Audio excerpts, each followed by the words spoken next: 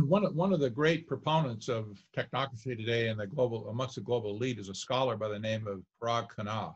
Mm-hmm. He's in Singapore, and he writes in one of his books called Connectography that they're building the global system without a global leader. The idea being it's the system is globalization. Yeah.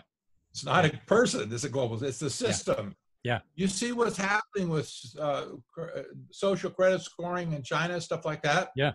Yeah. Where you have an app on your phone and it rates and ranks you, and if you're not allowed to go somewhere, a little red badge shows up on your phone. You can't get in there. Right. It's all done by algorithm. They don't need government politicians, whatever, to be in place where you go and fill out a form application. No, forget it. It's all automatic. It's all instant. And this is where the thing is headed in China. It's also where it's headed here, because we're racing ahead to leapfrog China and all that technology right now, thanks to the pandemic. Yeah. Every government agency in America wants local on up, wants to get involved with surveillance, thermal imaging, identification, facial identification to track offenders that don't stay in their homes when they should. Yep. It's like, wow, this is incredible. It would be very instructive to read the first 5 requirements that technocrats wrote down in 1932. Yeah. Just so you can appreciate the genius they had. Yeah. Evil genius, okay? I'm not in favor of any of this. Yeah. But engineers are good at this. You give an engineer a project, out comes a quadro paper, and they start writing down the requirements. And they interview you. Well, what are the requirements? What are you trying to achieve here, right? Well, this is what we now. Oh, I get it now. This is what we need to do to get there. These are the project identification requirements, whatever. Yeah. They only wrote 7 requirements for the whole system. Only 7. Yeah. I'll read you the first 5. Yeah, go ahead. You'll get it. Number 1, register on a continuous 24-hour per day basis the total net conversion of energy. Number 1. Wow. Number 2, by means of the registration of energy converted and consumed, make possible a balanced load. Can you think smart grid? Yep. The little meters on the side of your home now. Yep. Smart Wi-Fi, city, smart grid. Everything going out and in. They know everything about your energy consumption. Yep. Those were 2 very important things, because they understood economic activity does not happen without energy. They wanted to control energy. So they put that in. First 2 requirements. So listen, number 3. Provide a continuous inventory of all production and consumption. All production and all consumption. Goodness. Continuous inventory. Continuous inventory, right? Number 4. These are related. Provide a specific registration of the type, kind, etc. of all goods and services where produced and where used. Goodness gracious. Whoa. We just talked about that. Yeah. Blockchain. Central bank. Flash the transactions back. Yep. Here's the 5th one. It's related. Provide specific registration of the consumption of each individual. Good. Plus a record and description of the individual. Goodness. Can you see where the CIA? That's like freaky but real. Yeah. Gosh. This is what they said must happen in order for technocracy to live.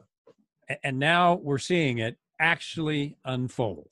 That's right in front of us. This is the new international economic order that David Rockefeller set out to produce in 1973. They've done it in spades through the United Nations and Sustainable Development, Agenda 21, 2030 Agenda, New Urban Agenda, Paris Climate Agreement, ad infinitum. And they railroaded this thing to every nation on earth. And now the whole world is deluded into thinking that's our only hope. That's our only hope of survival. Incredible. Well, we're running out of time here, Patrick. You got 6 more hours? Sure. I'm only kidding. We scratched the surface on some really, really important stuff that's happening right now. So you're kind of prophetic in the regards of, you started tracking this way back. And now, you got to kind of, it's like when I used to talk about the deep state and everybody was like, yeah, right. All of a sudden, boom, here it is. And you're back blowing the trumpet on the Trilateral Commission and technocracy way back then. And boom, here it is. So we're wrapping it up. We're out of time here, but I want to thank you for coming on. And let me put up your contact information before we you and I sign off, just so people can see that real quick. Is that okay with you? Absolutely. All right, let me stick it up there and for everybody to see. Here we go.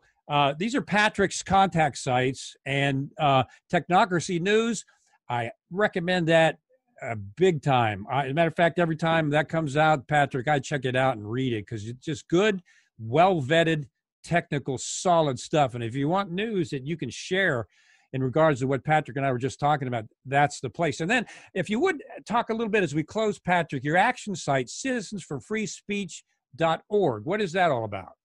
Well, here's the thing. When I discovered that Facebook and Twitter and Google were all colluding with each other to nail certain issues on social media, to throw them out. And it's not just conservatives either. There's been some left-leaning people that got thrown out of the game as well. I knew we were in big trouble. This is a few years ago, and I started this nonprofit organization, Citizens for Free Speech, to defend and support the First Amendment. And my very strong feeling is, if we lose the ability to communicate, like we're communicating right now, if we lose the ability to communicate, folks, it's over. Yeah, right. It's done. Yep. And all the things in the First Amendment, it was put there on purpose, by the way. I found it out later. The writers of the Constitution purposely put it as number one because they knew communication was the most important thing to any government, any political body. Yeah. They put the Second Amendment right behind it because when communication stops, that's what you're going to be staring at. Goodness gracious. I know, and I'm not keen about that at all because I don't ever want to see Americans killing or harming other Americans. I just never. It's a horrible thought. Yeah. But if we can't communicate, that's what's going to happen. Yeah, and that's they have to get control of that if they're going to stop U.S. sovereignty and the freedom of U.S. citizens, big time. And of course, that's one of the progressive movements' big things is to change the Constitution and make it a living document, tied into what you're saying, going all the way back to the progressive nexus of this entire sustainable development thing. So, it's scary stuff. Well, this is, I know the viewers are really going to like this presentation because most of our audience is kind of dialed into this sort of thing and searching this out. So, Patrick, I appreciate you coming on so much. Like I said, I wish we had another 6 hours. Maybe we can have you back on and talk about some of the other volumes of information that and hope I can have you back on again. I'd love to. Anytime. You tell me. Awesome, Patrick. Thanks for coming on. Yeah.